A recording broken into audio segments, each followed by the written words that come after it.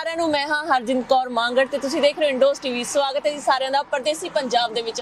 ਹਰ ਵਾਰ ਦੀ ਤਰ੍ਹਾਂ ਅਸੀਂ ਤੁਹਾਨੂੰ ਮਿਲਾਉਂਦੇ ਹਾਂ ਕਾਮਯਾਬ ਪਰਿਵਾਰਾਂ ਦੇ ਨਾਲ ਜਿਨ੍ਹਾਂ ਨੇ ਆਸਟ੍ਰੇਲੀਆ ਦੇ ਵਿੱਚ ਆ ਕੇ ਆਪਣੀ ਕਾਮਯਾਬੀ ਦੇ ਝੰਡੇ ਗੱਡੇ ਨੇ। ਸੋ ਅੱਜ ਕਿਹੜੇ ਪਰਿਵਾਰ ਨੇ ਤੇ ਕਿਹਨਾਂ ਨਾਲ ਅਸੀਂ ਮਿਲਾਉਣਾ ਤੁਹਾਨੂੰ, ਆਓ ਫਿਰ ਲੈ ਚੱਲਦੇ ਹਾਂ। ਪਰ ਇਸ ਤੋਂ ਪਹਿਲਾਂ ਮੈਂ ਤੁਹਾਨੂੰ ਦੱਸਦਾ ਕਿ ਆਪਾਂ ਜਾ ਰਹੇ ਹਾਂ ਜੀ ਚੈਂਡਲਰ। ਚਲੋ ਜੀ ਆਜੋ ਫਿਰ।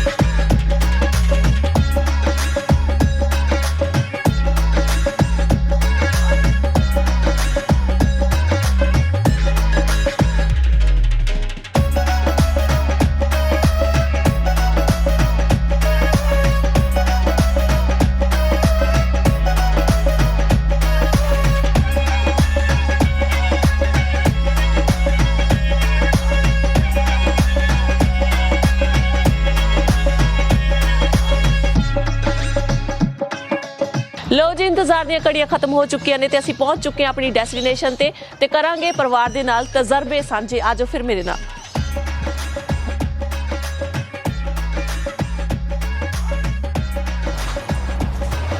लो जी पहुंच चुके हैं जी उन्होंने दरवाजे ਦੇ ਅੱਗੇ ਤੇ ਖੜਕਾਉਨੇ ਫਿਰ ਦਰਵਾਜ਼ਾ ਤੇ ਮਿਲਦੇ ਉਹਨਾਂ ਨੂੰ।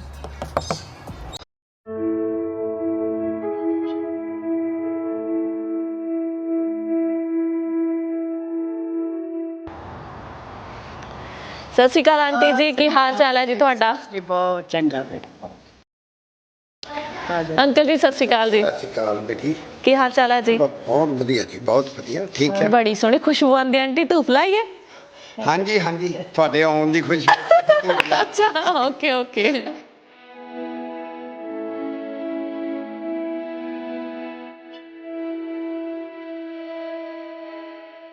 आ जाओ आप बैठिए इतने ठंडा।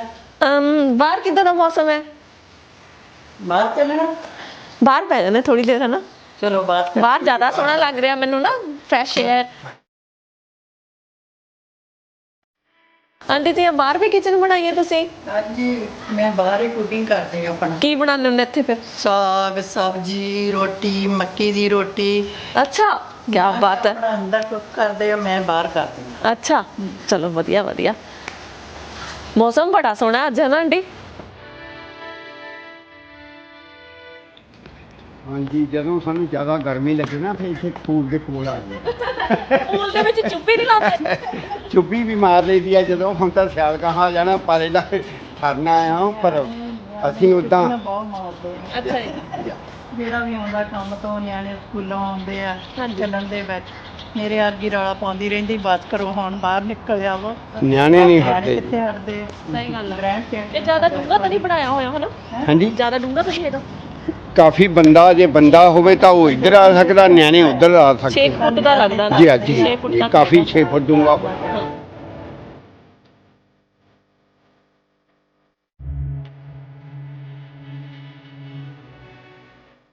ਚੱਲੀਏ ਫਿਰ ਆਪਾਂ ਅਗਲੀ ਸਾਈਡ ਨੂੰ। ਮੈਂ ਹੋਰ ਦੇਖਣਾ ਚਾਹੁੰਦੀ ਹਾਂ ਤੁਹਾਡਾ ਘਰ, ਕਿਉਂਕਿ ਕਾਫੀ ਵੱਡੇ। ਕਿੰਨੇ ਏਕੜ 'ਚ ਬਣਿਆ ਹੋਇਆ ਅੰਕਲ? ਇਹ ਜੀ ਢਾਈ ਏਕੜ ਆ। ਪੌਣੇ 3 ਏਕੜ ਆ ਘੱਟੋ ਘੱਟ। ਵਾਹ ਜੀ ਵਾਹ, ਪੌਣੇ 3 ਏਕੜ। ਫਿਰ ਹਾਂਜੀ ਇਹਦੀ ਏਕੜ ਆ। ਮਾਈ ਗॉड, ਫਿਰ ਇਹਦੀ ਮੇਨਟੇਨੈਂਸ ਕੌਣ ਕਰਦਾ? ਘਾਹ ਕੱਟਣ ਲਈ ਇਹ ਤਾਂ ਬਹੁਤ time ਮੇਨਟੇਨੈਂਸ ਲੱਗਦਾ ਦੇਖੋ ਹੋਣਾ। ਜੀ, ਮੈਂ ਹੁਣ ਜਿਆਦਾ ਰਿਟਾਇਰ ਹੋਇਆ, ਮੇਰੀ ਡਿਊਟੀ ਆਏ ਕਦੇ ਕਦੇ ਨਿਆਣੇ ਅਵਤਾਰ ਤੋਂ ਵੀ ਕਰ ਲੈਂਦਾ ਜਿਹਦਾ ਟਾਈਮ ਲੱਗੇ। ਅੱਛਾ ਹਾਂਜੀ। ਕਿੱਦਾਂ ਫਿਰ ਮਸ਼ੀਨ ਦੇ ਉੱਤੇ ਬੈਠ ਕੇ ਕਰਦੇ ਹੋ? ਹਾਂਜੀ, ਮਸ਼ੀਨ ਦੇ ਨਾਲ ਹੀ ਘਾਹ ਨੇ ਥਾਂ 'ਚ ਕੱਟਿਆ ਜਾਂਦਾ, ਹੱਥ ਨਾਲ ਤਾਂ ਨਹੀਂ। ਹਾਂਜੀ ਟਰੈਕਟਰ ਸਹੀ ਰਹਿੰਦੇ ਆ। ਜੀ ਜੀ ਹਾਂਜੀ।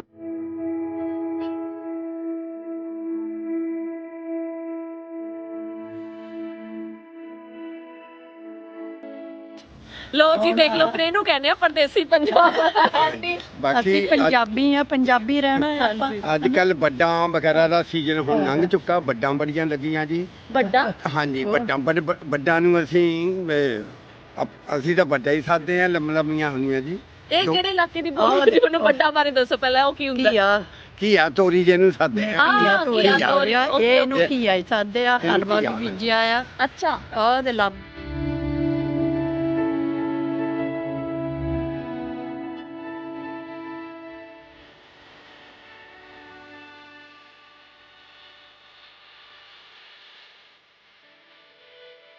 ਉਹ ਆਪਣੇ ਹਲਦੀ ਲੱਗੀ ਹੋਈ ਆ, ਹੁਣ ਪੱਟ ਲੈਣੀ ਕਹਾਂ।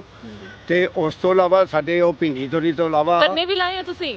ਹਾਂਜੀ, ਗੰਨੇ ਵੀ ਉਹ ਲੱਗੇ ਹੋਏ ਹੈਗੇ ਆ, ਉਧਰ ਵੀ ਲੱਗੇ ਹੋਏ ਆ, ਉਧਰ ਵੀ ਦੇਖੋ ਜੀ, ਉਧਰ ਵੀ ਗੰਨੇ। ਤੁਸੀਂ ਤਾਂ ਪੂਰਾ ਇੱਕ ਬੀਜਿਆ ਹੋਇਆ। ਉਹ ਗੰਨੇ ਸਾਰੇ ਪਿੱਛੇ ਲਾਏ ਹੋਏ।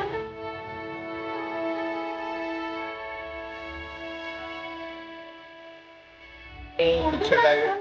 ਹਾਂਜੀ ਗੁੜ ਬਣਾਉਂਦੇ ਹੋ? ਹਾਂਜੀ ਹਾਂਜੀ, ਬੇਲਣਾ ਰੱਖਿਆ ਮੇਰਾ ਰਸ ਕੱਢਣ ਵਾਸਤੇ। ਮੈਨੂੰ ਪਿਆਉਂਗੇ ਰਾਤ ਹਾਂਜੀ, ਜਾਣਾ। ਜੇ ਕਹੋਗੇ ਤਾਂ ਅੱਜ ਅਸੀਂ ਕੱਢ ਕੇ ਦਿਖਾ ਦੇਵਾਂਗੇ। ਠੀਕ ਹੈ ਜੀ, ਕਦ ਦਿਖਾਓ ਤਾਂ ਤੁਸੀਂ।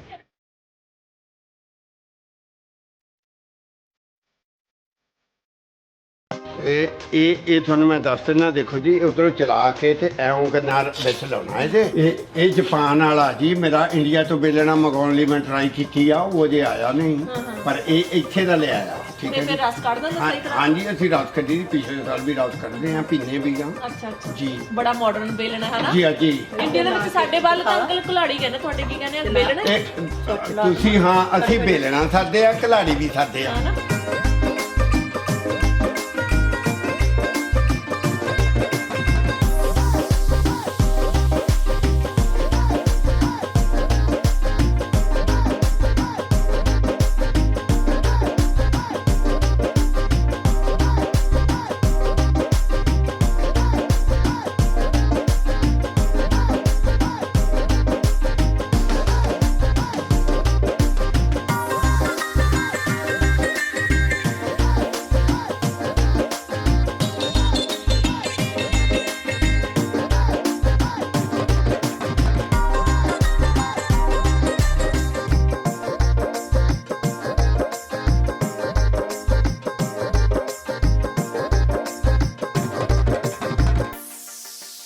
ਸਤਿ ਸ੍ਰੀ ਅਕਾਲ, ਨਮਸਕਾਰ ਤੇ ਆਦਾਬ। ਮੈਂ ਹਾਂ ਹਰਜਿੰਦ ਮੰਗੜ ਤੇ ਤੁਸੀਂ ਦੇਖ ਰਹੇ ਹੋ ਇੰਡੋਜ਼ ਟੀਵੀ। ਸਵਾਗਤ ਹੈ ਜੀ ਸਾਰਿਆਂ ਦਾ ਪਰਦੇਸੀ ਪੰਜਾਬ ਦੇ ਵਿੱਚ। ਸੋ ਤੁਹਾਡੀਆਂ ਘੜੀਆਂ ਨੂੰ ਖਤਮ ਕਰਦੇ ਹੋਏ ਮਿਲਾਉਂਦੇ ਹਾਂ ਜੀ ਤੁਹਾਨੂੰ ਉਹਨਾਂ ਸ਼ਖਸੀਅਤਾਂ ਦੇ ਨਾਲ ਜਿਨ੍ਹਾਂ ਨਾਲ ਅੱਜ ਅਸੀਂ ਇੰਟਰਵਿਊ ਕਰਨੇ ਆ। ਸਤਿ ਸ੍ਰੀ ਅਕਾਲ ਜੀ, ਧਰਮਪਾਲ ਸਿੰਘ ਜੌਲ ਜੀ, ਬਹੁਤ-ਬਹੁਤ ਸਵਾਗਤ ਹੈ ਤੁਹਾਡਾ। ਤੁਹਾਡਾ ਵੀ ਸਵਾਗਤ ਹੈ ਜੀ, ਧੰਨਵਾਦ ਤੁਹਾਡਾ ਜੋ ਸਾਡੇ ਘਰ ਪਹੁੰਚ ਗਏ ਆ, ਪਹੁੰਚ ਕੇ ਤੇ ਤੁਸੀਂ ਸਾਡੇ ਵਾਸਤੇ ਇਹ ਪ੍ਰੋਗਰਾਮ ਕਰ ਰਹੇ ਹੋ। ਥੈਂਕ ਯੂ ਸੋ ਮਚ ਜੀ। ਕੇਵਲ ਕੌਰ ਜੀ, ਤੁਹਾਡਾ ਵੀ ਬਹੁਤ-ਬਹੁਤ ਸਵਾਗਤ ਹੈ ਇੰਡੋਜ਼ ਟੀਵੀ। ਥੈਂਕ ਯੂ ਜੀ। ਅੰਕਲ ਜੀ, ਪੰਜਾਬ ਤੋਂ ਪਹਿਲਾਂ ਤਾਂ ਮੇਰਾ ਹਮੇਸ਼ਾ ਹੀ ਜਿਹੜਾ ਸਵਾਲ ਹੁੰਦਾ ਕਿ ਸਫ਼ਰ ਬਾਰੇ, ਪੰਜਾਬ ਤੋਂ ਸਫ਼ਰ ਕਿੱਥੇ ਦਾ? ਦੇਖੋ ਜੀ, ਪੰਜਾਬ ਦੇ ਵਿੱਚੋਂ ਸਫ਼ਰ, ਮੇਰੇ ਜੀਵਨ ਦਾ ਪਹਿਲਾ ਸਫ਼ਰ ਜਿਹੜਾ ਪੜ੍ਹ ਕੇ ਉਸ ਤੋਂ ਬਾਅਦ ਜੋਬਾਂ ਟੋਲਣੀਆਂ ਪੈਂਦੀਆਂ ਸੀ। ਉਸ ਤੋਂ ਬਾਅਦ ਹੌਲੀ ਹੌਲੀ ਸਾਡਾ ਜੋ ਬੱਚੇ ਚਾਰੇ ਮੇਰੇ ਬੱਚੇ ਪੰਜਾਬ ਦੇ ਆ। ਕਿਹੜਾ ਜ਼ਿਲ੍ਹਾ, ਕਿਹੜਾ ਪਿੰਡ? ਮੇਰਾ ਜ਼ਿਲ੍ਹਾ ਜਿਹੜਾ ਹੈਗਾ ਉਹ ਜਲੰਧਰ ਹੈ, ਤਹਿਸੀਲ ਵੀ ਜਲੰਧਰ ਪੈਂਦੀ ਆ ਜੀ, ਤੇ ਪਿੰਡ ਸਲੇਮਪੁਰ ਮਸੰਦਾ। ਤੇ ਮੇਰਾ ਵਿਆਹ ਜੋ ਹੋਇਆ ਉਹ ਤੱਲਣ ਬੈਂਸਾਂ ਦੇ ਹੋਇਆ। ਠੀਕ ਹੈ ਅੱਛਾ, ਕੀ ਬਾਤ। ਆਂਟੀ ਜੀ ਬੈਂਸਾ ਦੇ ਵੱਲੋਂ ਆਏ ਆ। ਅੱਛਾ, ਕਦੋਂ ਹੋਇਆ ਸੀ ਵਿਆਹ? ਮੇਰਾ ਵਿਆਹ ਜੀ 1967 ਵਿੱਚ ਹੋਇਆ ਸੀ। ਓਕੇ ਜੀ ਜੀ। ਤੇ ਪੰਜਾਬ ਤੋਂ ਬਾਅਦ ਕਿੰਨਾ ਟਾਈਮ, ਵਿਆਹ ਤੋਂ ਬਾਅਦ ਕਿੰਨਾ ਟਾਈਮ ਰਹੇ ਫਿਰ ਪੰਜਾਬ? ਦੇਖੋ ਜੀ, ਪੰਜਾਬ ਤੋਂ ਬਾਅਦ ਮੈਂ ਤਕਰੀਬਨ 1980 ਦੇ ਵਿੱਚ ਇੱਥੇ ਆਇਆ। ਠੀਕ ਹੈ ਜੀ। ਅੱਛਾ ਜੀ ਜੀ ਜੀ। ਤੇ ਉਸ ਤੋਂ ਬਾਅਦ, ਉਸ ਤੋਂ ਪਹਿਲਾਂ ਮੈਂ ਵਿਆਹ ਤੋਂ ਬਾਅਦ ਮੇਰੀ MES ਦੇ ਵਿੱਚ ਜੌਬ ਸੀ, ਵਾਟਰ ਸਪਲਾਈ ਦੇ ਵਿੱਚ। ਅੱਛਾ। ਤਕਰੀਬਨ ਮੇਰੀ 10-12 ਸਾਲ ਦੀ ਜੌਬ ਉੱਥੇ ਸੀਗੀ, ਗਵਰਨਮੈਂਟ ਦੀ ਜੌਬ ਸੀ। ਅੱਛਾ। ਤੇ ਖੇਤੀਬਾੜੀ ਕਰਦੇ ਸੀ, ਜੋ ਸਾਡਾ ਉੱਥੇ ਜੱਟਾਂ ਦਾ ਕੰਮ ਹੁੰਦਾ ਹੈ, ਜ਼ਿਮੀਂਦਾਰਾਂ ਦਾ, ਖੇਤੀ ਵੀ ਕਰਨੀ ਤੇ ਮੈਂ ਜੌਬ ਵੀ ਕਰਦਾ ਸੀ। ਤੇ ਅੰਕਲ ਜੀ, ਤੁਸੀਂ ਤਾਂ ਪੰਜਾਬ ਦੇ ਵਿੱਚ ਇੰਨੀ ਸੋਹਣੀ ਗਵਰਨਮੈਂਟ ਜੌਬ ਕਰਦੇ ਸੀ, ਤੁਸੀਂ ਆਸਟ੍ਰੇਲੀਆ ਕਿਉਂ ਆ ਗਏ? ਦੇਖੋ ਜੀ, ਪੰਜਾਬ ਦੇ ਵਿੱਚ ਵੀ ਉਸਲੇ ਗਵਰਨਮੈਂਟ ਜੌਬ ਜਿਹੜੀ ਸੀਗੀ, ਹਮੇਸ਼ਾ ਹੀ ਆਦਮੀ ਕੋਈ ਵੀ ਆ ਜਿਹੜਾ ਉਹ ਬਾਹਰ ਨੂੰ ਉਸ ਵੇਲੇ ਦੌੜਦਾ ਸੀ। ਹਾਂਜੀ, ਇਹ ਤਾਂ ਹੈ। ਇੰਗਲੈਂਡ ਨੂੰ ਪਹਿਲਾਂ ਕਹਿੰਦੇ ਸੀ ਜਾਈਏ, ਜਾਂ ਕੈਨੇਡਾ ਜਾਈਏ, ਅਮਰੀਕਾ ਜਾਈਏ, ਹਾਂਜੀ, ਜਾਂ ਆਸਟ੍ਰੇਲੀਆ ਪਹੁੰਚ ਜਾਈਏ। ਹਰ ਬੰਦੇ ਦੀ ਇੱਕ ਖੁਆਇਸ਼ ਸੀ। ਮੈਂ ਜੌਬ ਵੀ ਕਰਦਾ ਸੀ, ਖੇਤੀ ਵੀ ਕਰਦਾ ਸੀ, ਤੇ ਬੱਚੇ ਪੜ੍ਹਦੇ ਵੀ ਸੀ, ਸਾਰਾ ਕੁਝ ਹੋਣ। ਬੱਚੇ ਤੁਹਾਡੇ ਸਾਰੇ ਪੰਜਾਬ ਤੋਂ ਹੀ ਸੀਗੇ? ਮੇਰੇ ਸਾਰੇ ਬੱਚੇ ਚਾਰੇ ਹੀ ਪੰਜਾਬ ਦੇ ਆ ਜੀ। ਅੱਛਾ। ਹਾਂਜੀ। ਤਾਂ ਤੁਸੀਂ ਪੂਰੀ ਫੈਮਿਲੀ ਨੂੰ ਲੈ ਕੇ ਫਿਰ ਆਸਟ੍ਰੇਲੀਆ ਆਏ? ਜੀ, ਮੈਂ ਪਹਿਲਾਂ ਇਕੱਲਾ ਆਇਆ ਜੀ। ਅੱਛਾ ਜੀ। ਮੈਂ 1980 ਦੇ ਵਿੱਚ ਇੱਥੇ ਪਹੁੰਚਿਆ ਸੀ। ਸਾਡੇ ਮੇਰੇ ਰਿਲੇਟਿਵ ਪਹਿਲਾਂ ਇੱਥੇ, ਇਹਨਾਂ ਦੀ ਵੱਡੀ ਭੈਣ ਦਰਸ਼ਨ ਕੌਰ, ਅੱਛਾ ਜੀ, ਤੇ ਮੇਰਾ ਜਿਹੜਾ ਸੰਧੂ ਵੱਡਾ ਸੀ ਉਹ ਹਰਜੀਤ ਸਿੰਘ, ਜਿਨ੍ਹਾਂ ਨੇ ਕਰਕੇ ਕੋਈ ਨਾ ਕੋਈ ਬਾਹਰ ਹੋਵੇ ਤਾਂ ਉਦੋਂ ਨਿਕਲ ਹੁੰਦਾ ਸੀ, ਨਹੀਂ ਤਾਂ ਬੜਾ ਮੁਸ਼ਕਲ ਸੀ। ਜੇ ਇੰਗਲੈਂਡ ਵਿੱਚ ਸੀ, ਮੇਰੀ ਭੈਣ ਇੰਗਲੈਂਡ ਵਿੱਚ ਵੀ ਸੀ, ਉਹਨੇ ਵੀ ਟਰਾਈ ਕਰਦੇ ਸੀ। ਤੇ ਮੇਰਾ ਚਲੋ ਜਿੱਥੇ ਦਾ ਅੰਜਲ ਹੋਇਆ, ਇਹਨਾਂ ਨੇ ਕਾਫੀ ਕੋਸ਼ਿਸ਼ ਕੀਤੀ ਤੇ ਮੈਂ ਉਦੋਂ 1980 ਦੇ ਵਿੱਚ ਇੱਥੇ ਪਰਮਾਨੈਂਟ ਆਇਆ ਸੀ। ਤੁਹਾਡਾ ਪੂਰਾ ਮਨ ਸੀਗਾ ਕਿ ਆਸਟ੍ਰੇਲੀਆ ਜਾਣਾ ਹੀ ਜਾਣਾ? ਦੇਖੋ ਜੀ, ਇਹ ਅਨਜਲ ਦੀ ਗੱਲ ਆ। ਉਦੋਂ ਇਹ ਸੀਗਾ ਚਾਹੇ ਅਮਰੀਕਾ ਚਲ ਜਾਈਏ, ਕੈਨੇਡਾ ਚਲ ਜਾਈਏ ਜਾਂ ਇੰਗਲੈਂਡ ਚਲ ਜਾਈਏ, ਤੇ ਜਿੱਥੇ ਦਾ ਬਣਿਆ ਅਨਜਲ ਉਹ ਆਸਟ੍ਰੇਲੀਆ ਦਾ ਬਣਿਆ। ਉਹ ਬਣਿਆ ਇਹਨਾਂ ਦੇ ਰਿਸ਼ਤੇਦਾਰ ਮੇਰੇ ਜਿਹੜੇ ਸੀਗੇ, ਉਹਨਾਂ ਨੇ ਬਹੁਤ ਅਪਰੋਚ ਕੀਤੀ, ਜਿਹਦੇ ਕਾਰਨ ਮੇਰਾ ਇਹ ਇੱਧਰ ਆਉਣ ਦਾ ਰੁਝਾਨ ਬਣ ਬਣਿਆ। ਗਿਆ। ਹਾਂਜੀ। ਤੇ ਆਂਟੀ ਜੀ, ਮੈਂ ਤੁਹਾਨੂੰ ਪੁੱਛਣਾ ਚਾਹਾਂਗੀ, ਕਿਉਂਕਿ ਅੰਕਲ ਤਾਂ ਬਹੁਤ ਸੋਹਣੀ ਨੌਕਰੀ ਕਰਦੇ ਸੀ, ਸਰਕਾਰੀ ਨੌਕਰੀ ਤਾਂ ਕਿਸੇ ਨੂੰ ਮਿਲਦੀ ਆ ਨਾ, ਤੇ ਤੁਸੀਂ ਅੰਕਲ ਨੂੰ ਨੇ ਕਿਹਾ ਕਿ ਆਪਾਂ ਤਾਂ ਇੱਥੇ ਬਥੇਰੇ ਚੰਗੇ, ਆਪਾਂ ਨੇ ਆਸਟ੍ਰੇਲੀਆ ਜਾ ਕੇ ਕੀ ਕਰਨਾ? ਅੰਕਲ ਨੂੰ ਤਾਂ ਮੈਂ ਕੀ ਕਹਿਣਾ ਸਗਾ ਮੈਂ, ਇਹਨਾਂ ਦੀ ਖੁਆਇਸ਼ ਸੀਗੀ, ਨਾਲ ਮੇਰਾ ਭਰਾ ਤਾਏ ਦਾ ਪੁੱਤ, ਦੋ ਜਣੇ ਆਪਸ ਵਿੱਚ ਹੀ ਗੱਲਾਂ ਬਾਤਾਂ ਕਰਕੇ ਰੈਡੀ ਹੋ ਗਏ। ਲੈ ਦੱਸ, ਆਂਟੀ ਨੂੰ ਪੁੱਛਿਆ ਹੀ ਨਹੀਂ ਤੁਸੀਂ? ਹੈ ਦੋਨਾਂ ਨੇ ਆਪਸ ਵਿੱਚ ਸਲਾਹ ਕਰ ਲਈ? ਫਿਰ ਜਿੱਦਾਂ ਮੈਂ ਉਹਦਾ ਚਾਹੁੰਦੀ ਸੀਗੀ, ਹਜੇ ਵੀ ਬੱਚੇ ਬਹੁਤ ਛੋਟੇ ਆ, ਬਈ ਹਜੇ ਆਪਾਂ ਇਹਨਾਂ ਨੂੰ ਪਹਿਲਾਂ ਪਾਲ ਲਈਏ, ਪਰ ਇਹ ਕਹਿਣ ਲੱਗੇ ਵੀ ਬੱਚਿਆਂ ਦੀ ਇੱਥੇ ਜਿਹੜੀ ਲਾਈਫ ਹੈ ਇੰਨੀ ਦੇਖੋ ਦੇਖੀ, ਜਿੱਦਾਂ ਸਾਰੇ ਚਾਹੁੰਦੇ ਆ ਵੀ ਮੈਂ ਵੀ ਬਾਹਰ ਜਾਵਾਂ। ਤੁਹਾਡੇ ਬਾਰੇ ਜਦੋਂ ਤੁਹਾਡਾ ਮਾਹੌਲ ਸੀਗਾ ਜਾਂ ਤੁਹਾਡਾ ਜ਼ਮਾਨਾ ਸੀ, ਉਦੋਂ ਦਾ ਤਾਂ ਮੈਨੂੰ ਪਤਾ ਨਹੀਂ, ਪਰ ਹੁਣ ਜਿਹੜੇ ਸਾਡੀ ਪੀੜ੍ਹੀ ਹੈ ਜਾਂ ਮੇਰੇ ਤੋਂ ਪਹਿਲਾਂ ਦੀ ਜਾਂ ਹੁਣ ਆਉਣ ਵਾਲੀ ਪੀੜ੍ਹੀ ਹੈ, ਉਹਨਾਂ ਦਾ ਜ਼ਰੂਰ ਰੁਝਾਨ ਹੈਗਾ ਕਿ ਬਾਹਰਲੀ ਕੰਟਰੀਜ਼ ਦੇ ਵਿੱਚ ਮੂਵ ਹੋਇਆ ਜਾਵੇ, ਹਨਾ? ਪਰ ਉਹ ਇੱਕ ਮੇਰੀ ਭੈਣ ਇੱਧਰ ਸੀਗੀ, ਉਹਨੇ ਵੀ ਬਹੁਤ ਜ਼ੋਰ ਪਾਇਆ। ਅੱਛਾ ਜੀ। ਉਹਨੇ ਜ਼ਿਆਦਾ ਜ਼ੋਰ ਪਾਇਆ ਸਾਨੂੰ ਵੀ ਤੁਸੀਂ ਬਾਹਰ ਆ ਜਾਓ ਮੇਰੇ ਕੋਲ, ਵੀ ਇੱਥੇ ਸਾਡੇ ਕੋਲ ਇੰਨੇ ਇੰਡੀਅਨ ਨੇ, ਉਹ ਤਾਂ ਇੰਡੀਅਨ ਹੈ ਨਹੀਂ ਸੀ ਆਸਟ੍ਰੇਲੀਆ। ਤੇ ਜੀ ਲੱਗ ਗਿਆ ਸੀ ਫਿਰ ਤੁਹਾਡਾ ਇੱਥੇ ਆ ਕੇ? ਮੇਰਾ ਬਹੁਤ ਚਿਰ ਨਹੀਂ ਲੱਗਾ ਜੀ। ਅੱਛਾ। ਬਹੁਤ ਚਿਰ ਮੈਂ ਜਿੱਦਾਂ ਮੈਨੂੰ ਮਾਈਗ੍ਰੇਨ ਵੀ ਹੋ ਗਿਆ, ਇਹਨੂੰ ਬਹੁਤ ਤੇ ਅੰਕਲ ਨਾਲ ਲੜਦੇ ਨਹੀਂ ਸੀਗੇ ਫਿਰ ਤੁਸੀਂ? ਤੇ ਬੱਚੇ ਵੀ ਛੋਟੇ ਸੀਗੇ, ਤਾਂ ਮੇਰਾ ਦਿਲ ਵੀ ਬਹੁਤ ਚਿਰ ਏਦਾਂ ਹੀ ਭੜਕਦਾ ਰਿਹਾ। ਪਰ ਮੇਰੇ ਭਤੀਜੇ ਵੀ ਇੱਥੇ ਸੀਗੇ, ਮੇਰੀ ਮੰਮੀ ਡੈਡੀ ਵੀ ਇੱਥੇ ਸੀ, ਭੈਣ ਮੇਰੀ ਵੀ ਇੱਥੇ ਸੀਗੀ ਵੱਡੀ। ਅੱਛਾ। ਹਾਂ, ਫਿਰ ਤੁਹਾਡਾ ਤਾਂ ਸਾਰਾ ਪਰਿਵਾਰ ਹੀ ਇੱਥੇ ਸੀ, ਹਨਾ? ਸਾਰਾ ਪਰਿਵਾਰ, ਮੇਰੀ ਭੈਣ ਨੇ ਹੌਲੀ ਹੌਲੀ ਆਪਣਾ ਸਾਰਾ ਮਿਲਾ ਲਿਆ, ਇਕੱਠਾ ਕਰ ਲਿਆ। ਤੇ ਹੁਣ ਤੁਹਾਡੀ ਭੈਣ ਕਿੱਥੇ ਆ? ਇੱਥੇ ਹੀ ਅਸੀਂ ਚਾਰ ਭੈਣਾਂ ਚਾਰੇ ਇੱਥੇ ਆ ਬ੍ਰਿਸਬਨ ਦੇ ਵਿੱਚ। ਕੀ ਬਾਤ ਹੈ, ਮਤਲਬ ਕਿ ਸਾਰੀ ਭਤੀਜੇ ਵੀ ਫੈਮਿਲੀ ਮੇਰੇ ਇੱਥੇ ਹੀ ਆ ਬ੍ਰਿਸਬਨ ਦੇ ਵਿੱਚ, ਸਾਰੀ ਫੈਮਿਲੀ, ਮੇਰੀਆਂ ਬੇਟੀਆਂ ਵੀ ਇੱਥੇ ਹੀ ਆ ਦੋਏ। ਜੀ ਜੀ, ਮਨ ਉੱਥੇ ਹੁੰਦਾ ਜਿੱਥੇ ਫੈਮਿਲੀ ਹੋਵੇ। ਹੁਣ ਤਾਂ ਤੁਹਾਡਾ ਫਿਰ ਪੂਰਾ ਦਿਲ ਲੱਗ ਗਿਆ ਹੋਣਾ ਨਾ? ਹੁਣ ਤਾਂ ਸਾਡਾ ਇੰਡੀਆ ਜਾ ਕੇ ਨਹੀਂ ਲੱਗਦਾ, ਕਿਉਂਕਿ ਸਾਰੀ ਪੁੱਛੋ ਤਾਂ ਇੰਡੀਆ ਜਾ ਕੇ ਨਹੀਂ ਲੱਗਦਾ। ਕਿਉਂ ਹੁਣ ਜਿੰਨਾ ਚਿਰ ਅਸੀਂ ਇੰਡੀਆ ਜਾ ਸਕਦੇ, ਬੱਚਿਆਂ ਨੂੰ ਗਾਹਾਂ ਕਿੱਥੇ ਜਾਣਾ, ਜਿਹੜੀ ਹੁਣ ਗਾਹਾਂ ਨਵੀਂ ਪੀੜ੍ਹੀ ਆਪਣੀ ਆ ਰਹੀ ਆ। ਬੱਚੇ ਤਾਂ ਤੁਸੀਂ ਸਾਰੇ ਵਿਆਹ ਲਏ ਹੋਣੇ ਆਪਣੇ, ਹਨਾ? ਹਾਂਜੀ। ਪਰ ਇਹ ਮੈਂ ਥੋੜੀ ਜਿਹੀ ਬੈਕਗ੍ਰਾਉਂਡ ਦੱਸਣਾ ਕਿ ਜਦੋਂ ਵੀ ਕੋਈ ਵਾਰ ਆਉਂਦਾ, ਹਰ ਬੰਦਾ ਚਾਹੁੰਦਾ ਕਿ ਸਾਡਾ ਪਿਛਲਿਓਂ ਕੋਈ ਨਾ ਕੋਈ ਇੱਥੇ ਸਾਡੇ ਪਹੁੰਚੇ ਜੀ। ਇਹਨਾਂ ਦੀ ਖੁਆਇਸ਼ ਸਾਰਿਆਂ ਦੀ ਸੀਗੀ ਕਿ ਸਾਡੇ ਭਤੀਜੇ ਜਿਹੜੇ ਆ ਉਹ ਜ਼ਰੂਰ ਬਾਹਰ ਆਉਣ। ਅੱਛਾ ਜੀ। ਠੀਕ ਹੈ ਜੀ। ਵੱਡੇ ਦਾ ਨਾਂ ਆ ਅਮਰਜੀਤ ਸਿੰਘ, ਉਸ ਤੋਂ ਛੋਟਾ ਕੁਲਵਿੰਦਰ ਸਿੰਘ ਸੀ, ਸਭ ਤੋਂ ਛੋਟਾ ਜਿਹੜਾ ਇਸ ਲਈ ਬ੍ਰਿਸਬਨ ਦੇ ਵਿੱਚ ਜਿਹਦੇ ਘਰ ਤੋਂ ਸੀ ਗਏ ਸੀ ਬੱਬੀ। ਅੱਛਾ। ਅਸੀਂ ਉਹਨਾਂ ਨੂੰ ਫਿਰ ਸਾਰਿਆਂ ਨੇ, ਇਹ ਵੱਡੇ ਦੀ ਦੇਣ ਆ, ਵੱਡੀ ਇਹਨਾਂ ਦੀ ਭੈਣ ਦੀ। ਅੱਛਾ ਜੀ। ਜਦੋਂ ਵੀ ਉਹ ਅਪਰੋਚ ਕਰਦੀ ਸੀ ਤੇ ਸਲਾਹ ਦੇ ਨਾਲ ਵੀ ਇਹਨਾਂ ਨੂੰ ਮੰਗਾਇਆ ਜਾਵੇ ਕਿਸੇ ਨਾ ਕਿਸੇ ਤੋਂ। ਅਸੀਂ ਬੜੇ ਹਾਰਡ, ਦੋਹਾਂ ਨੇ, ਮੈਂ ਤੇ ਹਰਜੀਤ ਨੇ ਬੜੀ ਸਲਾਹ ਦੇ ਨਾਲ ਹਾਰਡਸ਼ਿਪ ਕਰਕੇ ਇਹਨਾਂ ਨੂੰ ਮੰਗਾਇਆ। ਠੀਕ ਹੈ ਜੀ। ਹਾਂਜੀ। ਤੇ ਬਾਕੀ ਇਹ ਚਾਰੇ ਭੈਣਾਂ ਇੱਥੇ ਆ, ਤੇ ਇੱਕ ਇਹਨਾਂ ਦੀ ਛੋਟੀ ਭੈਣ ਜਿਹੜੀ ਅਰਜਨਟੀਨਾ ਵਿੱਚ ਸੀ, ਮਨਜੀਤ ਕੌਰ ਆ ਇਸ ਲਈ। ਅੱਛਾ ਜੀ। ਮੇਰਾ ਛੋਟਾ ਸੰਧੂ ਜਿਹੜਾ ਸੀ ਉਹ ਮੇਰੇ ਪਿੰਡੇ ਮੈਂ ਹੀ ਉਹਦਾ ਸਾਕਰ ਆਇਆ ਸੀ, ਤੇ ਉਹਦੇ ਲਈ ਵੀ ਅਸੀਂ ਦੋਵੇਂ ਭੈਣਾਂ ਇੱਕੋ ਪਿੰਡ ਦੇ ਮਾਸੀ ਦੇ ਪੁੱਤ ਜੀ। ਤੇ ਉਹਦੇ ਲਈ ਵੀ ਅਸੀਂ ਬੜੀ ਸਟਰਗਲ ਕਰਕੇ, ਅਰਜਨਟੀਨਾ ਵਿੱਚ ਉਹਨਾਂ ਦਾ ਬੜਾ ਕੰਮ ਸੀ, ਉਹ 1935 ਦੇ ਬਾਹਰ ਗਏ ਹੋ ਸੀਗੇ। ਠੀਕ ਹੈ ਜੀ। ਤੇ ਉਹਨਾਂ ਦੇ ਬਹੁਤ ਉੱਥੇ ਕੰਮ ਆ, ਪਰ ਅਰਜਨਟੀਨਾ ਦੀ ਕਰੰਸੀ ਛੋਟੀ ਕਰਕੇ ਅਸੀਂ ਵੀ ਚਾਹੁੰਦੇ ਸੀ ਸਾਰੇ ਹੀ ਕਿ ਇਹ ਚਾਰੇ ਭੈਣਾਂ ਇੱਕ ਥਾਂ। ਅੱਛਾ ਅੰਕਲ ਜੀ, ਮੈਨੂੰ ਇਹ ਦੱਸੋ ਕਿ ਜਦੋਂ ਤੁਸੀਂ ਪੰਜਾਬ ਤੋਂ ਆਸਟ੍ਰੇਲੀਆ ਆਏ, ਤੁਸੀਂ ਕੀ ਕੰਮ ਕੀਤਾ ਇੱਥੇ ਆ ਕੇ ਪਹਿਲਾਂ? ਦੇਖੋ ਜੀ, ਜਦੋਂ ਮੈਂ ਆਇਆ ਉਸ ਵੇਲੇ ਕੰਮ ਬੜੇ ਹਾਰਡ ਸੀਗੇ। ਭਾਜੀ ਹਰਜੀਤ ਸਿੰਘ ਨੇ ਮੈਨੂੰ ਇੱਕ ਦੋ ਵਾਰੀ ਪਹਿਲਾਂ ਰੇਲਵੇ ਦੀ ਜੌਬ 'ਚ ਟਰਾਈ ਕੀਤੀ। ਅੱਛਾ ਜੀ। ਤੇ ਇੰਨਾ ਬਹੁਤ ਮੇਰਾ ਕੰਮ ਨਹੀਂ ਬਣਿਆ। ਉਸ ਤੋਂ ਬਾਅਦ ਸਾਡੇ ਇੱਕ ਰਿਲੇਟਿਵ ਸੀਗੇ ਕੰਗਰੋਈ। ਅੱਛਾ। ਤੇ ਪੀਨਟ ਫੈਕਟਰੀ ਦੇ ਵਿੱਚ ਮੈਂ 6 ਮਹੀਨੇ ਉੱਥੇ ਕੰਮ ਬਹੁਤ ਹਾਰਡ ਕੀਤਾ। ਅੱਛਾ। ਠੀਕ ਹੈ ਜੀ।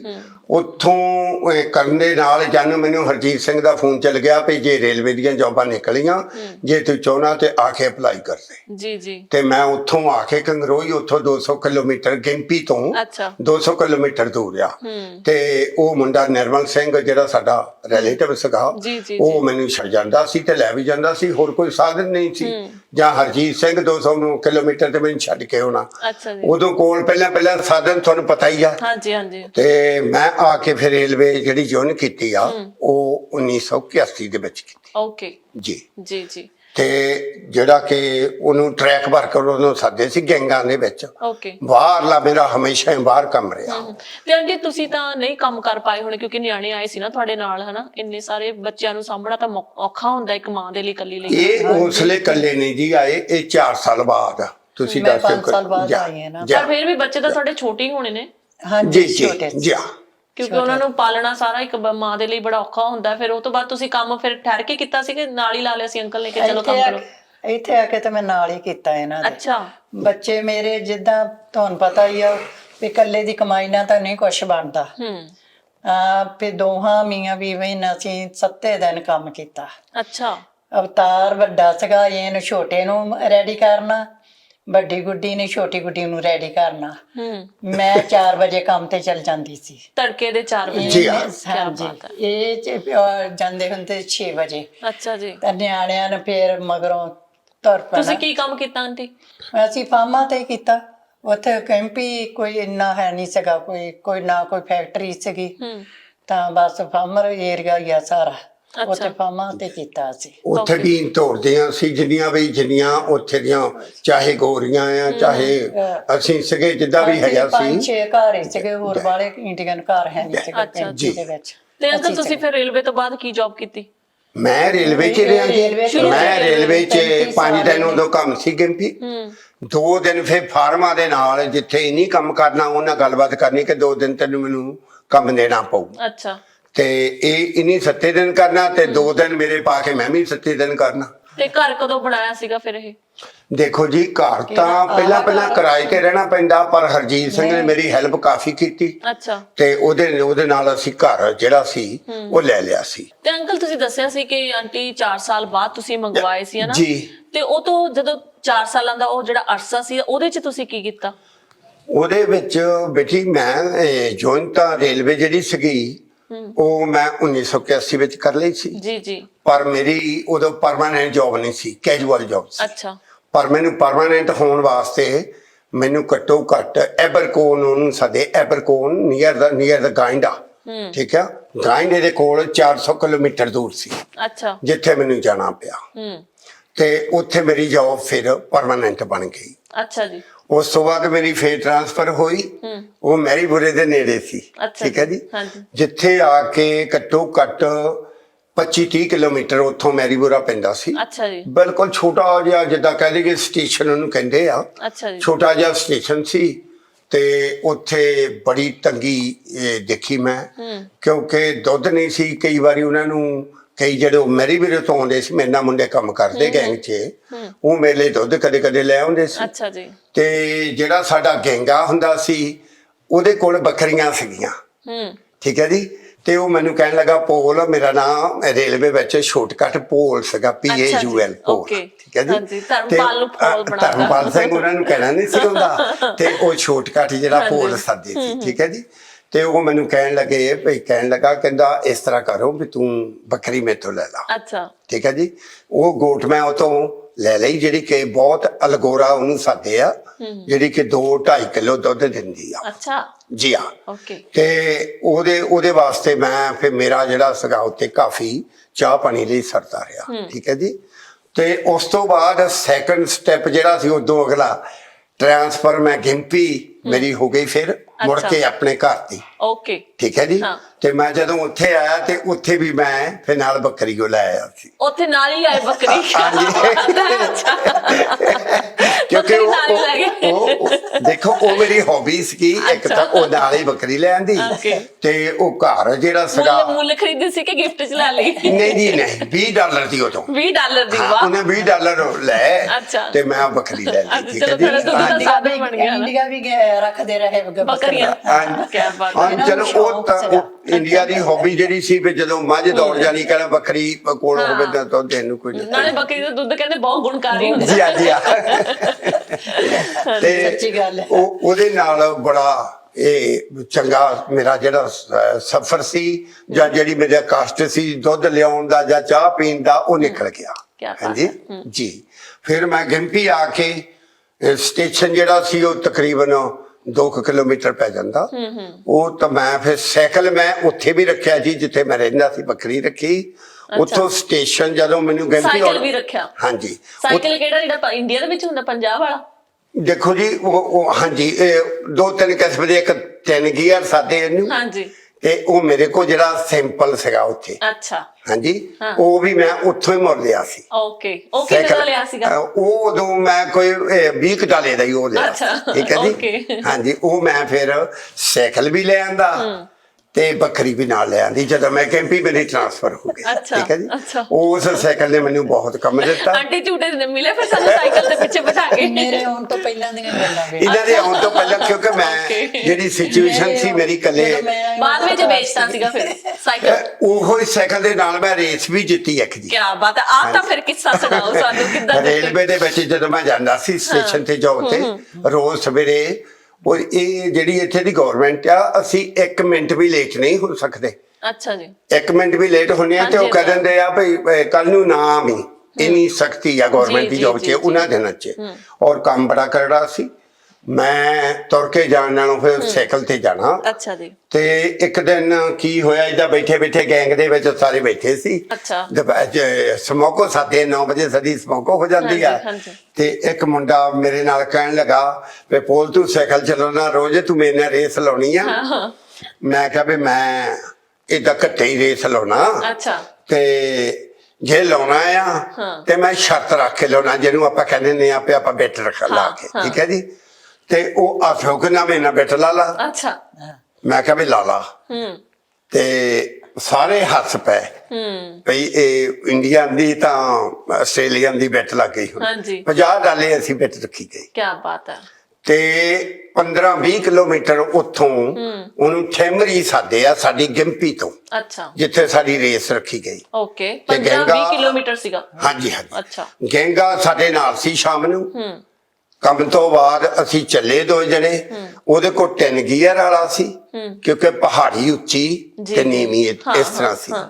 ਤੇ ਮੇਰਾ ਸਰੀਰ ਉਹਦਾ ਬਹੁਤ ਕਮਾ ਆਇਆ ਸੀ। ਓਨੈਸਟ ਬਾਈ ਆ, ਕਿਉਂਕਿ ਮੈਂ ਅਜੇ ਆਇਆ ਹੀ ਸੀ ਇੰਡੀਆ ਤੋਂ, ਮਤਲਬ ਥੋੜਾ ਜਿਹਾ ਫਿੱਟ ਬਹੁਤ ਸੀਗਾ। ਤੇ ਮੈਨੂੰ ਵੀ ਮਾਣ ਸੀ। ਮੈਂ ਕਿਹਾ ਵੀ ਕੋਈ ਗੱਲ ਨਹੀਂ। ਬੱਕਰੀ ਦਾ ਦੁੱਧ ਪੀਤਾ ਸੀ ਨਾ ਉਸ ਟਾਈਮ? ਨਹੀਂ, ਇੰਡੀਆ ਵਿੱਚ ਤਾਂ ਮੱਝ ਦਾ ਦੁੱਧ ਪੀਂਦੇ ਆਏ ਆ ਕਿ ਖਾਂਦੇ ਆਏ ਆ। ਬੱਕਰੀ ਵੀ ਰੱਖੀ ਹੋਈ ਸੀਗੀ ਇੰਡੀਆ ਵਿੱਚ ਤਾਂ ਦੁੱਧ ਤਾਂ ਘੇ ਮੱਝ ਦਾ ਹੀ ਉੱਥੇ ਚੱਲਦਾ ਸੀ। ਹਾਂਜੀ, ਉਹੋ ਹੀ ਖਾਧਾ ਅਸੀਂ, ਉਹੋ ਹੀ ਤੱਕ ਗਿਆ। ਹਾਂਜੀ। ਤੇ ਜਦੋਂ ਜੀ ਤੁਰ ਪਏ ਨਾਲ ਸਾਡੇ, ਉਹ ਕਾਰ ਵਿੱਚ ਚਲ ਗਿਆ। ਅੱਛਾ। ਤੇ ਜਦੋਂ ਪਹਾੜੀ ਆਵੇ ਤਾਂ ਉਹ ਬੀਟ ਕਰ ਜਾਂਦਾ ਸੀ, ਕਿਉਂਕਿ ਪਹਾੜੀ ਉੱਤੇ 3 ਗੀਅਰ ਵਾਲਾ ਸਾਈਕਲ ਪਹੁੰਚ ਜਾਂਦਾ। ਜੀ ਜੀ। ਪਹਿਲਾਂ ਅਸੀਂ ਥੋੜਾ ਜਿਹਾ ਚਿਰ ਇਕੱਠੇ ਰਹੇ। ਜਦ ਨੂੰ ਮੈਂ ਫਿਰ ਜਦੋਂ ਪਹਾੜੀ ਟੱਪਣਾ ਥੱਲੇ ਨੂੰ ਤੇ ਮੈਂ ਬਹੁਤ ਲੀਡ ਕਰਨ ਲੱਗ ਪਿਆ। ਅੱਛਾ। ਤੇ ਫਿਰ ਮੇਰਾ ਇੰਨਾ ਹੌਸਲਾ ਵੱਧ ਗਿਆ, ਜੇ ਮੋਰੇ ਪਹਾੜੀ ਵੀ ਆਈ ਆ ਤਾਂ ਮੈਂ ਉਹਨੂੰ ਲੀਡ ਹੀ ਕਰਦਾ ਚਲ ਗਿਆ। ਘੱਟੋ ਘੱਟ ਮੈਂ ਉਹਨੂੰ 1.5 ਕਿਲੋਮੀਟਰ ਪਿੱਛੇ ਛੱਡ ਗਿਆ। ਕੀ ਬਾਤ ਹੈ। ਤੇ ਜਾ ਕੇ ਥੈਮਰੀ ਜਾ ਕੇ ਕਾਰ ਵਾਲਾ ਮੋਰੇ ਸੀ ਗੈਂਗਾ, ਤੇ ਉਹਨਾਂ ਹੱਥ ਮਿਲਾਇਆ ਤੇ ਉਹ ਪਿੱਛੇ ਰਹਿ ਗਿਆ। ਤੇ ਮੇਰੀ ਬੈਟ ਜਿਹੜੀ ਸੀ ਉਹ $50 ਦੀ। ਉਦੋਂ ਬਾਕੀ ਤੁਸੀਂ ਕਮਾਲ ਕਰਤਾ। ਉਹਨਾਂ ਦਿਨਾਂ ਵਿੱਚ $50 ਬੇਟੀ ਬਹੁਤ ਸੀ। ਸਾਡੇ ਸਿਰਫ ਜਿਹੜੀ ਫੋਰਟਨਾਈਟਲੀ ਮੇਰੀ ਤਨਖਾਹ ਸੀ ਉਹ ਸਿਰਫ $64 ਸੀਗੇ। ਓ ਵਾਓ। ਅੱਛਾ। ਫੋਰਟਨਾਈਟ ਦੀ ਰੇਲਵੇ ਦੀ ਇੰਨੀ ਸੀ। $64? 64, ਸਿਰਫ $64। ਤੇ $50 ਤੁਸੀਂ ਉਦੋਂ ਬੈਟ ਜਿੱਤੀ ਸੀ? ਮੈਂ ਹਾਂਜੀ ਹਾਂਜੀ। ਉਸ ਵੇਲੇ ਦਾ ਸਾਡਾ ਜਿਹੜੀ ਮਨੀ ਸੀ ਉਹਦੀ ਵੈਲਿਊਏਸ਼ਨ ਬਹੁਤ ਜ਼ਿਆਦਾ ਸੀ। ਠੀਕ ਹੈ ਜੀ। ਹਾਂਜੀ। ਤੇ ਜਦੋਂ ਤੁਸੀਂ ਜਿੱਤੇ ਫਿਰ ਗੋਰਿਆਂ ਨੇ ਤੁਹਾਨੂੰ ਉਹ ਨਹੀਂ ਕੀਤਾ ਕਿ ਵਾਹ ਜੀ ਵਾਹ, ਤੁਹਾਨੂੰ ਤਾਂ ਸਲੂਟ ਆ? ਕਿ ਉਹਨੇ ਸਾਰਿਆਂ ਨੇ ਬਹੁਤ ਦਿੱਤੇ ਤੇ ਮੈਂ ਉਹਨਾਂ ਨੂੰ $5-10 ਦਾ ਜਦੋਂ ਉਹ ਬੀਅਰ ਵਗੈਰਾ ਪੀਂਦੇ ਹੁੰਦੇ ਆ ਤੇ ਉਹ ਜਾ ਕੇ ਪੱਬ 'ਚ ਪੜਾਤਾ। ਪਾਰਟੀ ਕਰਤੀ। ਅੱਛਾ, ਵੈਰੀ ਨਾਈਸ। ਕੀ ਬਾਤ ਹੈ। ਹਾਂਜੀ। ਆਦਾ ਇੱਕ ਜਿਵੇਂ ਕਹਿ ਲਓ ਵੀ ਹਿਸਟਰੀ ਬਣ ਗਈ ਹੈ ਨਾ।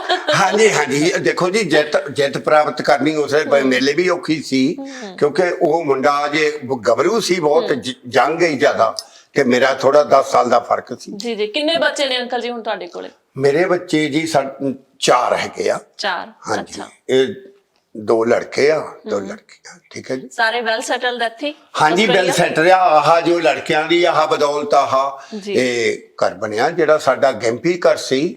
ਉਹ ਤਾਂ ਅਸੀਂ ਬਹੁਤ ਸਟਰਗਲ ਨਾਲ ਬਹੁਤ ਬਹੁਤ ਸਟਰਗਲ ਕਰਨੀ ਪਈ ਉਸ ਘਰ ਬਦਲੇ। ਅੱਛਾ, ਫਿਰ ਅੰਕਲ ਜੀ ਤੁਸੀਂ ਗਿੰਪੀ ਤੋਂ ਬ੍ਰਿਸਬਨ ਕਦੋਂ ਆਏ? ਦੇਖੋ ਜੀ, ਗਿੰਪੀ ਤੋਂ ਬ੍ਰਿਸਬਨ ਅਸੀਂ ਉਦਾਂ ਪਹਿਲਾਂ ਤਾਂ ਆਉਂਦੇ ਸੀ, ਕਿਉਂਕਿ ਗੁਰੂ ਘਰ ਇਹ ਇੱਥੇ 1988 ਦੇ ਵਿੱਚ ਮੁਕੰਮਲ ਹੋਇਆ। ਅੱਛਾ ਜੀ। ਤੇ ਉਸ ਤੋਂ ਪਹਿਲਾਂ ਇਹ ਕਿਰਾਏ ਤੇ ਚੱਲਦੇ ਸੀ, ਕਿਰਾਏ ਤੇ ਜਗ੍ਹਾ ਲੈ ਕੇ ਬਣਾਉਂਦੇ ਸੀ। ਤੇ ਅਸੀਂ ਜਦੋਂ ਵੀ ਆਉਂਦੇ ਸੀ ਗਿੰਪੀ ਤੋਂ ਇਹਨਾਂ ਨੂੰ ਮਿਲਣ ਵਾਸਤੇ, ਇੱਥੇ ਦੀ ਜਿਹੜੀ ਸਾਡੀ ਇੱਕ ਕਮਿਊਨਿਟੀ ਆ ਉਹਨਾਂ ਦੇ ਨਾਮ ਵਿੱਚ ਬਹੁਤ ਥੋੜੀ ਸੀ ਜੀ। ਤੇ ਇਸ ਕਰਕੇ ਅਸੀਂ ਜਦੋਂ ਵੀ ਆਉਂਦੇ ਸੀ ਗਿੰਪੀ ਤੋਂ ਪਹਿਲਾਂ ਵੀ ਆਉਂਦੇ ਰਹੇ। ਤੇ 1992 ਦੇ ਵਿੱਚ ਇੱਥੇ ਗੇਮਾਂ ਹੋਈਆਂ ਸੀ। ਓਕੇ ਜੀ। ਜਿਹੜੀ ਸਿੱਖ ਗੇਮਸ ਉਹ 1992 ਦੇ ਵਿੱਚ ANZ ਸਟੇਡੀਅਮ ਦੇ ਵਿੱਚ ਪਹਿਲੀ ਵਾਰ ਬ੍ਰਿਸਬਨ ਦੇ ਵਿੱਚ ਹੋਈਆਂ। ਫਿਰ ਤੁਸੀਂ ਗਿੰਪੀ ਤੋਂ ਬ੍ਰਿਸਬਨ ਆਏ ਸੀ?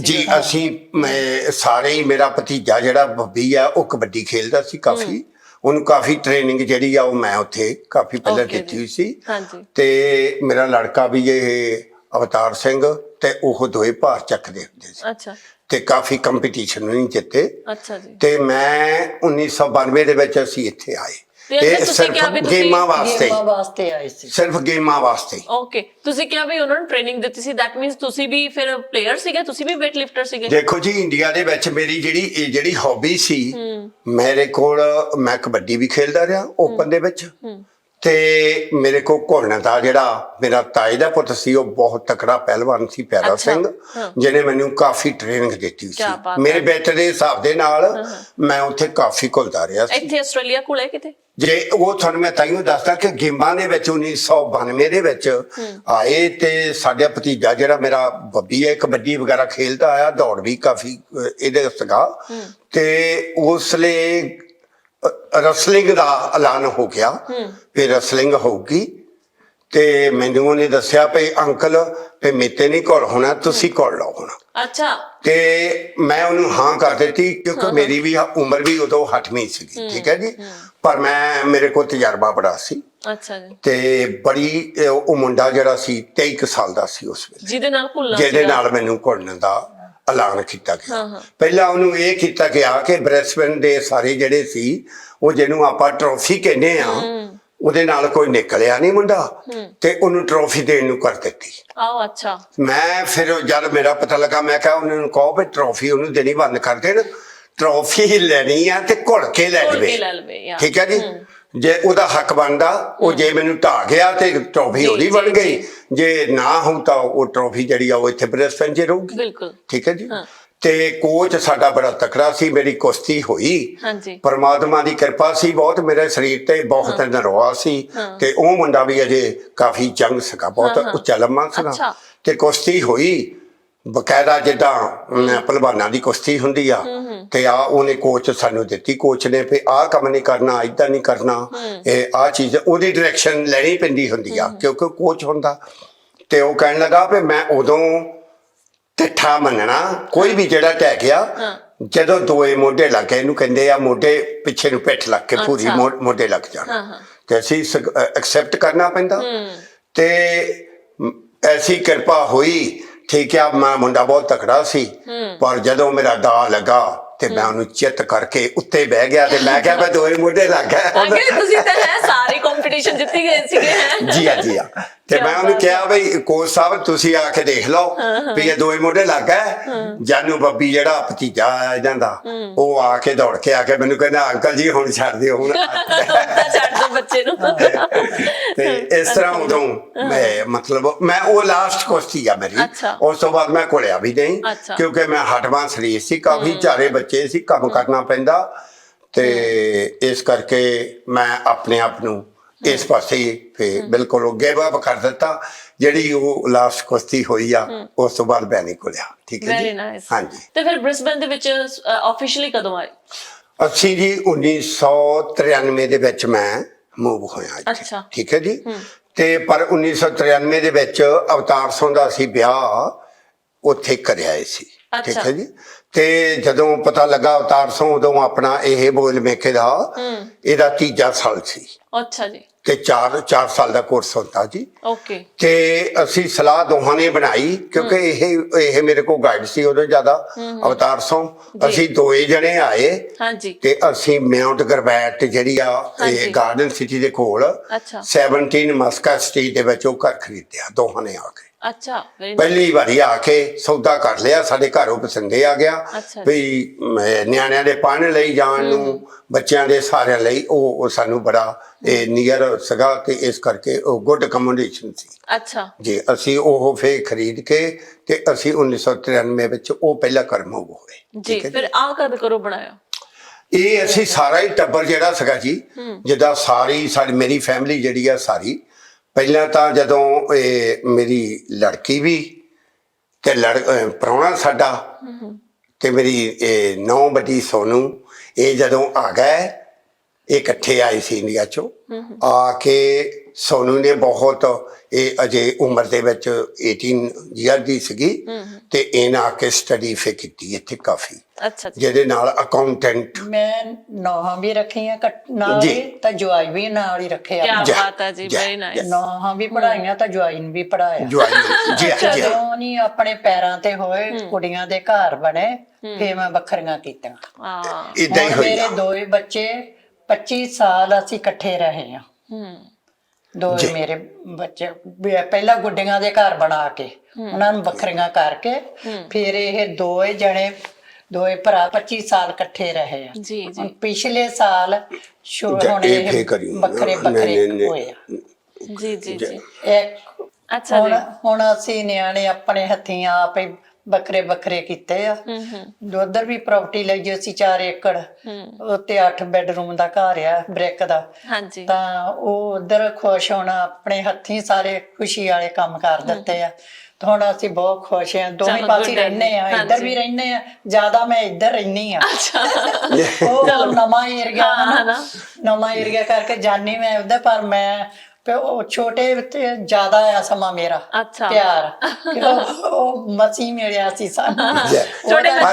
ਪਰ ਹੁਣ ਜਿਹੜੀ ਦੇਖੋ ਜੀ ਗੱਲ ਏਦਾਂ ਆ, ਅਸੀਂ ਦੋਏ ਪਾਸੇ ਜ਼ਿਆਦਾ, ਅਸੀਂ ਪਹਿਲਾਂ ਤੇ ਅਵਤਾਰ ਸਾਹਿਬ ਨੇ ਬਹੁਤ ਇਨਪੁਟ ਕੀਤੀ ਹੋਈ ਆ, ਅਸੀਂ ਜ਼ਿਆਦਾਤਰ ਇਹਨਾਂ ਨਾਲ ਹੀ ਰਹਿੰਦੇ ਆ, ਪਰ ਇਹ ਕੋਈ ਸਾਡੀ ਬੰਦਿਸ਼ ਨਹੀਂ ਕੀਤੀ ਹੋਈ। ਅਸੀਂ ਜਦੋਂ ਜੀ ਕਰਦਾ ਉੱਥੇ 2 ਰਾਤਾਂ ਰਹਿ ਲੈਂਦੇ ਆ, ਇੱਧਰ ਰਹਿੰਦੇ ਆ। ਤੇ ਬੱਚੇ ਜਿਹੜੇ ਛੋਟੇ ਦੇ ਆ, ਉਹ ਵੀ ਇੱਥੇ ਹੁਣ ਮੈਂ ਰੋਜ਼ ਹੀ ਛੱਡਣ ਜਾਣਾ, ਲੈ ਕੇ ਆਉਣਾ। ਹੁਣੇ ਗਿਆ ਤੁਹਾਡੇ ਸਾਹਮਣੇ ਪੋਤਾ ਛੋਟਾ, ਤੇ ਬੜਿਆਂ ਨੂੰ ਵੀ ਚੱਕ ਲੈਣਾ, ਮੇਰੀ ਇਹ ਡਿਊਟੀ ਆ ਹੁਣ। ਚਲੋ ਬਹੁਤ ਵਧੀਆ ਅੰਕਲ ਜੀ। ਤੇ ਹੁਣ ਅੰਕਲ ਤੁਸੀਂ ਕੀ ਕਰ ਰਹੇ ਹੋ ਕਿ ਰਿਟਾਇਰਡ ਹੋ ਗਏ? ਹੁਣ ਮੈਂ ਰਿਟਾਇਰ ਜੀ 1912 ਦਾ ਹੋਏ ਆ। ਉਸ ਤੋਂ ਬਾਅਦ ਮੇਰੀ ਸਿਰਫ ਇਹ ਹੀ ਸੀ ਕਿ ਬੱਚਿਆਂ ਨੂੰ ਲੈ ਕੇ ਜਾਣਾ, ਬੱਚਿਆਂ ਨੂੰ ਲਿਆਉਣਾ ਟਾਈਮ ਨਾਲ, ਇਹ ਬਹੁਤ ਵੱਡੀ ਡਿਊਟੀ ਆ। ਤੇ ਇਹ ਪੋਤੇ ਪੋਤੀਆਂ ਇਹਨਾਂ ਨੂੰ ਸਾਂਭੀ ਗਏ। ਬਾਕੀ ਮੈਂ ਉੱਥੇ ਵੀ ਮੋਹ ਕਰਿਆ ਨਾ, ਇੱਥੇ ਵੀ ਕਰਿਆ ਨਾ, ਤੇ ਗੁਰੂ ਘਰ ਸਾਡੀ ਬਹੁਤ ਲੱਗਦੇ ਆ ਇਹ ਦੋਹਾਂ ਦੀ। ਤੇ ਜਦ ਤਾਂ ਗੁਰੂ ਘਰ ਬਣਿਆ, ਅਸੀਂ ਉੱਥੇ ਬਹੁਤ ਜ਼ਿਆਦਾ 2000 ਦੇ ਵਿੱਚ ਅੰਮ੍ਰਿਤ ਛਕਿਆ ਦੋਹਾਂ ਨੇ। ਪਹਿਲੀ ਵਾਰ ਇਸ ਗੁਰੂ ਘਰ ਅੰਮ੍ਰਿਤ ਸੰਚਾਰ ਹੋਇਆ ਸੀ। ਤਾਂ ਉਦੋਂ ਫੇਰ 10 ਅਸੀਂ ਨਾਲ ਆਪਣੇ ਪ੍ਰਾਣੀ ਨਾਲ ਨਰਾ ਲਿਆ ਸੀ। ਤਾਂ ਉਦੋਂ ਤੋਂ ਦੇਖ ਲਓ, ਹਰ ਸਾਲ ਵਿਸਾਖੀ ਤੇ ਅੰਮ੍ਰਿਤ ਛਕਾ ਹੁੰਦਾ, ਹਰ ਸਾਲ। ਸਾਨੂੰ 20-22 ਸਾਲ 21 ਸਾਲ ਹੋ ਗਏ ਅੰਮ੍ਰਿਤ ਛਕਿਆ ਨੂੰ ਜੀ। ਬਹੁਤ ਬਹੁਤ ਸਾਡੀ ਜਿਹੜੀ ਸ਼ੌਂਕ ਆ ਜਾਣਦਾ ਮਹਾਰਾਜ ਦੇ ਨਾਮ, ਗੁਰੂ ਘਰ ਲੱਗਨੇ ਆ, ਉਹ ਮਾਲਕ ਲਾਈ ਰੱਖੇ। ਜਿਹੜੀ ਸੇਵਾ ਉੱਥੇ ਵੀ ਕਰੀਦੀ ਆ, ਤੇ ਘਰ ਵੀ ਜੋ ਸਾਡੀ ਡਿਊਟੀ ਆ, ਅਸੀਂ ਬੜੇ ਖੁਸ਼ ਆਨੰਦ ਵਿੱਚ ਆ। ਬਾਕੀ ਇਸ ਘਰ ਦੇ ਵਿੱਚ ਜਿੱਦਾਂ ਵੀ ਹੈਗਾ, ਥੋੜਾ ਫਿਕਰ ਆ ਵੀ ਘਰ ਜਾ ਕੇ ਜਾਂ ਦਾਲ ਸਬਜ਼ੀ ਬਣਾਉਣੀ ਜਾਂ ਰੋਟੀ ਬਣਾਉਣੀ ਆ, ਆਉਂਦਿਆਂ ਨੂੰ ਸਭ ਕੁਝ ਮਿਲਦਾ, ਲੀੜਾ ਧੋਤਾ ਮਿਲਦਾ, ਖਾਣਾ ਬਣਿਆ ਹੁੰਦਾ। ਤਾਂ ਬੱਚਿਆਂ ਦਾ ਕੋਈ ਫਿਕਰ ਨਹੀਂ ਗਾ ਇਹਨਾਂ ਨੂੰ। ਜਾਣੀ ਇਹਦੇ ਸਿਰ ਤੇ ਮੈਨੂੰ ਜ਼ਿਆਦਾ ਜਿਹੜੀ ਵੱਡੀ ਗੱਲ ਕਰਨ ਦੀ ਆ, ਇਹਨੇ ਜਦ ਦੀ ਇਹ ਆਈ ਆ ਮੈਨੂੰ ਬਹੁਤ ਸਾਥ ਦਿੱਤਾ। ਹੁਣ ਵੀ ਜਿਹੜਾ ਆ ਨੋਹਾਂ ਦੋਏ ਦੇਖ ਲਓ ਕੰਮ ਇਕੱਠੀਆਂ ਕਰਦੀਆਂ ਸੀ, ਤੇ ਹਰ ਚੀਜ਼ ਸਵੇਰ ਨੂੰ ਲੀੜਾ ਕੱਪੜਾ ਧੋਤਾ ਹੁੰਦਾ ਸਵੇਰੇ ਹੀ, ਇਹਦਾ ਕੰਮ ਜੈ। ਸਾਡਾ ਅਕਾਊਂਟ ਇੱਕੋ ਹੀ ਸੀਗਾ ਬੈਂਕ ਦਾ, ਸਾਰਿਆਂ ਦੀ ਤਨਖਾਹ ਇੱਕ ਅਕਾਊਂਟ ਵਿੱਚ ਆਉਂਦੀ। ਵੈਰੀ ਨਾਈਸ ਜੀ। ਇਹ ਆ ਜੀ ਇੱਕ ਕਹਾਣੀ। ਬੱਚਿਆਂ ਨੂੰ ਕਾਰਡ ਦਿੱਤੇ ਹੋਏ ਸੀ ਬਣਾ ਕੇ, ਨੋਹਾਂ ਨੂੰ ਵੀ ਮੁੰਡਿਆਂ ਨੂੰ ਵੀ, ਤਾਂ ਆਪ ਦੇ ਕੋਲ ਵੀ। ਬਹੁਤ ਹੀ ਵਧੀਆ, ਤੁਸੀਂ ਪਰਿਵਾਰਾਂ ਨੂੰ ਜੋੜ ਕੇ ਰੱਖਿਆ ਨਾ। ਸਭ ਤੋਂ ਵੱਡੀ ਗੱਲ ਕੁਦਰਤ ਦੇ ਨਾਲ ਜੁੜੇ ਹੋ, ਗੁਰਬਾਣੀ ਦੇ ਨਾਲ ਜੁੜੇ ਹੋ। ਅੱਜ ਤਾਈਂ ਸਾਡੇ ਬੱਚੇ ਨੇ ਕਿਸੇ ਵੀ ਚੀਜ਼ ਦਾ ਹਿਸਾਬ ਕਿਤਾਬ ਨਹੀਂ ਲਿਆ ਸੀ, ਵੈਰੀ ਨਾਈਸ, ਨਾ ਅਸੀਂ ਲਿਆ। ਨਾ ਉਹਨਾਂ ਨੂੰ ਰੋਕਿਆ ਹੀ ਆ ਅੱਜ ਤਾਈਂ। ਬਈ ਜੇ ਰੋਕਦੇ ਅਸੀਂ, ਜੇ ਮੈਂ ਸੱਸ ਬਣ ਕੇ ਉਹਨਾਂ ਨੂੰ ਦਿਖਾਲਦੀ ਤਾਂ ਹਾਂਜੀ, ਇੰਨਾ ਇਕੱਠ ਨਹੀਂ ਸੀ ਨਿਕਲ ਨਹੀਂ ਸਕਦਾ ਨਿਕਲ ਇੰਨਾ ਸਕਦਾ ਜੀ। ਹਾਂਜੀ, ਜੁਆਇੰਟ 25 ਫੈਮਿਲੀ। ਸਾਲ ਮੂੰਹ ਨਾਲ ਕਹਿ ਲੈਣੇ ਆ ਹੈਨਾ। ਬਹੁਤ ਹੀ ਵਧੀਆ ਲੱਗਿਆ ਆਂਟੀ ਅੰਕਲ ਜੀ ਤੁਹਾਡੇ ਨਾਲ ਗੱਲ ਕਰਕੇ। ਦਿਲ ਕਰਦਾ ਹੋਰ ਵੀ ਗੱਲਾਂ ਕਰਾਂ ਪਰ ਟਾਈਮ ਇਜਾਜ਼ਤ ਨਹੀਂ ਦਿੰਦਾ। ਪਰ ਇੱਕ ਵਾਰੀ ਮੈਂ ਤੁਹਾਡੇ ਤੋਂ ਇਹ ਜ਼ਰੂਰ ਪੁੱਛਣਾ ਕਿ ਮੈਸੇਜ ਦੇ ਦਿਓ ਸਾਡੇ ਜਿਹੜੇ ਦਰਸ਼ਕ ਦੇਖ ਰਹੇ ਨੇ। ਦੇਖੋ ਜੀ, ਸਭ ਤੋਂ ਪਹਿਲਾਂ ਮੈਂ ਅੰਦੋਸ ਟੀਵੀ ਦਾ ਬਹੁਤ ਧੰਨਵਾਦ ਕਰਦਾ, ਥੈਂਕ ਯੂ ਜੀ। ਜਿਨ੍ਹਾਂ ਨੇ ਇੰਨੀ ਇਨਪੁਟ ਕਰਕੇ ਸਾਰੀ ਸਾਡੀ ਜੋ ਹਿਸਟਰੀ ਆ ਉਹ ਸੁਣੀ ਆ ਬੜੇ ਤਰੀਕੇ ਨਾਲ। ਜੋ ਸਚਾਈ ਆ ਉਹ ਅਸੀਂ ਮੂਹਰੇ ਰੱਖੀ ਆ, ਕੋਈ ਛਪਾਕ ਨਹੀਂ ਰੱਖਿਆ। ਕਿਉਂਕਿ ਹਾਰਡਸ਼ਿਪ ਜਿਹੜੀ ਆ ਪਹਿਲੇ ਦਿਨਾਂ ਦੇ ਵਿੱਚ ਅਸੀਂ ਬਹੁਤ ਕੀਤੀ।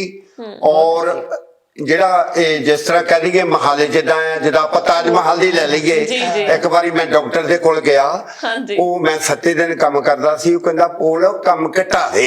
ਅੱਛਾ। ਔਜ਼ੀ ਇੱਥੇ ਦਾ ਆਸਟ੍ਰੇਲੀਅਨ ਡਾਕਟਰ ਸੀ, ਕਹਿੰਦਾ 5 ਦਿਨ ਕੰਮ ਕਰ, ਕੀ ਲੋੜ ਹੈ ਤੈਨੂੰ? ਕਹਿੰਦਾ Taj Mahal never built overnight. ਇਹਦਾ ਮਤਲਬ ਇਹ ਉਹਨੇ ਮੈਨੂੰ ਸਮਝਾਇਆ, ਕਹਿੰਦਾ ਤਾਜ ਮਹਿਲ ਤੁਹਾਡੇ ਇੱਕੋ ਰਾਤ 'ਚ ਨਹੀਂ ਬਣ ਗਿਆ। ਤੇ ਮੈਂ ਉਹਦੀ ਗੱਲ ਲੜ ਵੀ ਬੰਨ ਲਈ।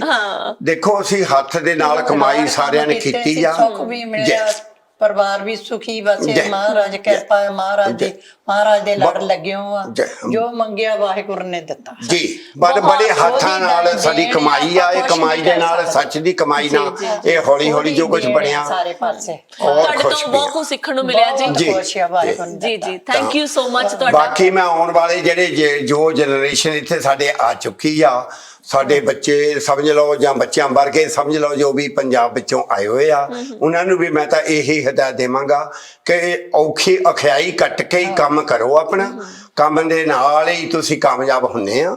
ਹੌਲੀ ਹੌਲੀ ਘਰ ਵੀ ਉਹਨਾਂ ਨੂੰ ਲੋੜ ਆ, ਕਾਰਾਂ ਦੀ ਵੀ ਲੋੜ ਆ, ਹਰ ਚੀਜ਼ ਦੀ ਲੋੜ ਆ, ਤੇ ਉਹ ਹੌਲੀ ਹੌਲੀ ਬਣਨਾ।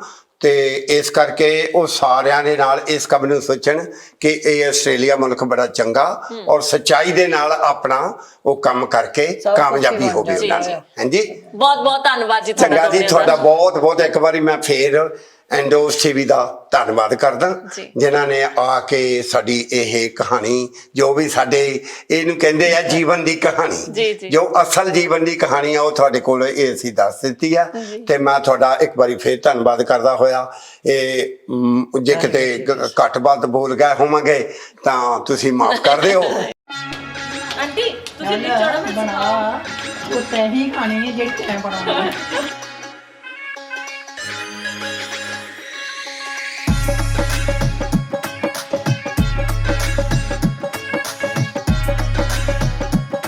ਦੇਖੋ ਆਂਟੀ ਬੜੀ ਰੋਟੀ ਚੱਲ ਪੇ ਪਾ ਉੱਤੇ ਤਵੇ ਤੇ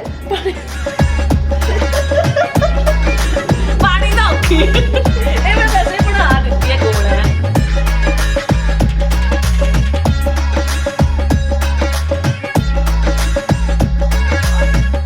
ਪਹਿਲੀ ਵਾਰ ਬਣਾਈ ਹੈ, ਇਸ ਲਈ ਥੋੜੀ ਜੀ ਇੱਧਰ ਉੱਧਰ ਨੂੰ ਹੋ ਸਕਦੀ ਹੈ, ਪਰ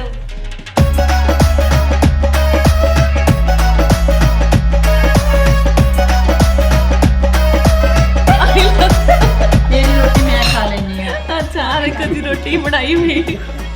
ਚਲੋ ਬਹੁਤ ਵਧੀਆ ਜੀ। ਦੇਖੋ, ਸਾਗ ਦੀ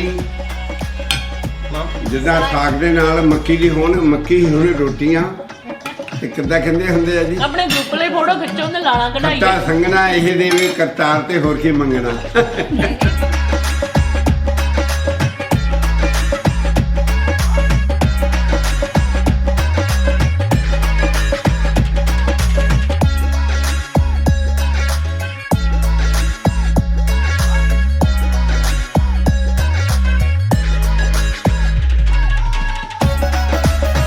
ਦਰਸ਼ਕੋ, ਵੇਲਾ ਹੋ ਗਿਆ ਜੀ ਤੁਹਾਡੇ ਤੋਂ ਇਜਾਜ਼ਤ ਲੈਣ ਦਾ। ਐਸੇ ਤਰ੍ਹਾਂ ਹੋਰ ਵੀ ਕਿਸੇ ਪੰਜਾਬੀ ਪਰਿਵਾਰ ਨਾਲ ਤੁਹਾਡੀ ਜਲਦ ਮੁਲਾਕਾਤ ਕਰਵਾਵਾਂਗੇ। ਤਦ ਤੱਕ ਲਈ ਇਜਾਜ਼ਤ ਦਿਓ। ਧੰਨਵਾਦ।